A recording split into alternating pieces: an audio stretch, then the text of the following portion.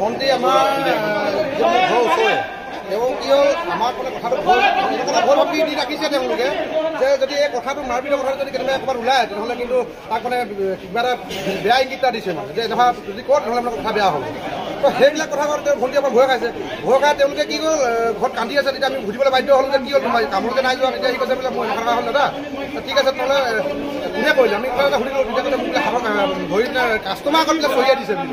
তো সেইটো কথাটো কেতিয়াও গ্ৰহণযোগ্য নহয়। আৰু নাৰীৰ ক্ষেত্ৰত চাব গ'লে মানে সকলোৱে জানে যে নাৰী মানে কোনো আমাৰ মতা মানুহে হওক যে কোনোবাই ফটকৈ হাত লগাই দিব নোৱাৰে।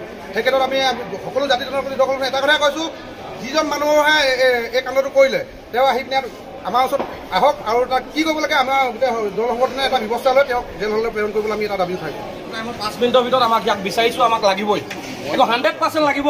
কি মুছলমান হওক বা বাংলাদেশী হওক, কি অসমীয়াক কি ইমান তাবলা ভাবিছে নেকি?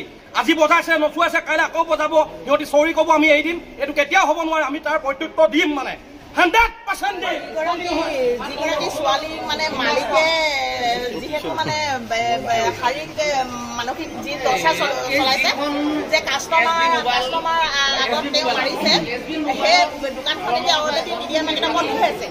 আৰু নাৰী নিৰ্যাতন কেনেকৈ দিবলৈ পালে? এজনী অনাথ ছোৱালী, তেওঁৰ মাক দেউতাক নাই, যিহেতু তেওঁ স্বাৱলম্বী হৈ দোকান এখনত কাম কৰি খাই আছে, তেওঁ মালিক হৈ কেনেকৈ এম্প্লয়ীক বেয়া ব্যৱহাৰ কৰিব পাৰিলে, মাৰপিট কৰিব পাৰিলে, মাৰিব কেনেকৈ পাৰিলে? ক'ত পালে অধিকাৰ মাৰিবলৈ নাৰীগৰাকীক? আৰু বিজেপি চৰকাৰে কৈ আছে বেটি বচাও বেটি পঢ়াও, সেনেকুৱা যদি বেটি কিয় মাৰিলে?